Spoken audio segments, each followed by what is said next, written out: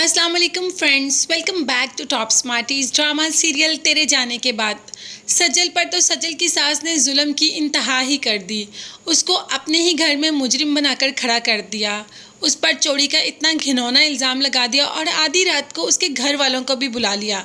मगर मजाल है कि सालिया के मुंह पर थोड़ी सी भी शर्मिंदगी हो इस बात की कि उसने क्या हरकत की। सज्जल बेचारी माफ़िया मांग रही है कि मैंने कोई गोल्ड नहीं लिया, मगर सालिया उसकी बात सुनने को तैयार ही नहीं। अब जाकर तो हमाद ने भी कह दिया कि हम अपनी बहन को घर ले जाते हैं, हमारी बहन ने ऐसा कुछ नहीं किया और अब हम इसको इधर नहीं रहने देंगे। ये बात अशर सुनते ही सज्जल को जाकर गले लगा लेता है और कहता है कि ये मेरी इज़्ज़त है और मुझे अपनी इज़्ज़त की हिफाजत करना आता है। सज्जल कहीं भी नहीं जाएगी और अगर सज्जल से इस घर में किसी को प्रॉब्लम है तो मैं सज्जल को लेकर बहुत दूर चला जाऊंगा।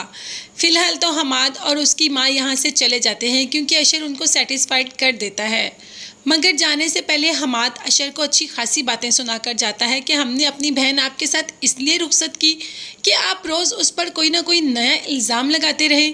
आप जानते हैं कि मेरी बहन बहुत मासूम है, उसने इस घर को जोड़ने के लिए बहुत कुछ किया, मगर सालिया आंटी फिर भी बाज नहीं आती। हर वक्त मेरी बहन पर कोई ना कोई नया इल्ज़ाम लगाती है। आइंदा मैं नहीं सुनूं कि मेरी बहन पर कोई इल्ज़ाम लगाया। अशर आता है और सज्जल से माफ़ी मांगता है अपने माँ के किए पर, मगर सज्जल है कि उसके आंसू रुकने का नाम ही नहीं ले रहे। कहती है मेरे लिए ये बहुत शर्मिंदगी की बात है कि मेरे अपने घर में मुझे चोर कहा गया, मेरे अपने घर में मुझे मुजरिम बनाकर खड़ा कर दिया गया, मैं अपने ही घर में माफ़िया मांगती रही और किसी को मेरे पर यकीन ही नहीं।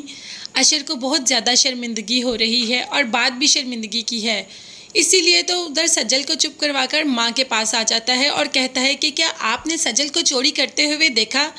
तो माँ कहती है मुझे फ़रहीन ने बताया, उसने अल्लाह की कसम भी उठाई कि मैं सिर्फ अपना जेवर लेके आई हूँ, अलीज़े का और मेरा नहीं। तो और उसने बताया कि सज्जल घर में थी, सब कुछ सज्जल नहीं लिया। अशर जानता है फ़रहीन की नेचर के, फ़रहीन किस नेचर की है, इसीलिए तो माँ से कह दिया कि मैंने आपको कहा था ना कि अगर आप लोगों में से किसी ने भी फ़रहीन के साथ ताल्लुक़ रखा तो मेरा उससे हर रिश्ता ख़त्म हो जाएगा। अब मैं यहाँ से बहुत दूर चला जाऊँगा। आपने तो फ़रहीन से रिश्ता ख़त्म ही नहीं किया, मैंने कहा था फ़रहीन से कोई बात नहीं होगी, मगर फिर भी आपने फ़रहीन की बातों में दोबारा आकर सज्जल पे इतना घिनौना इल्ज़ाम लगाया। आपने एक बार भी नहीं सोचा कि वो इस घर की इज़्ज़त है और आधी रात को उसके घर वालों को बुला लिया। खैर अशर ने तो माँ के साथ बिल्कुल ठीक किया और आकर सज्जल को भी समझाया कि नॉर्मल बिहेव करे। ऐसा कुछ भी नहीं, सब उसकी बहुत इज्जत करते हैं। सज्जल जो कि नॉर्मल बिहेव करना चाहती भी है, सो वो सबके लिए उठ के नाश्ता बनाया, मगर सास बिल्कुल भी बात नहीं कर रही सज्जल से।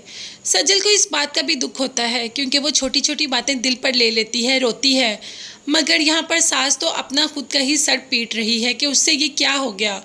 इसकी वजह से उसका बेटा उससे बदजन हो गया और कह गया कि अपनी बीवी को यहाँ से बहुत दूर ले जाएगा।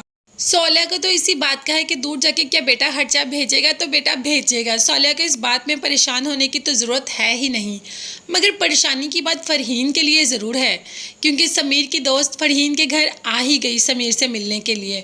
समीर और ये एक दूसरे को पसंद करते हैं और जब फ़री को इस बात का पता चलेगा तो क्या होगा समीर के साथ?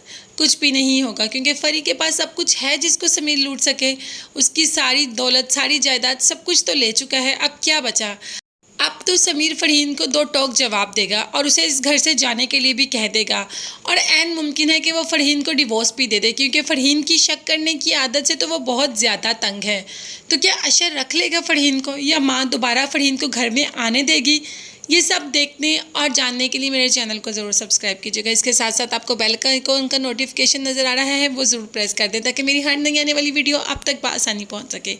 अपना बहुत ज़्यादा ख्याल रखिएगा और अपनी दुआओं में मुझे भी याद रखिएगा। नेक्स्ट वीडियोज़ तक के लिए अल्लाह हाफिज़, bye bye and take care.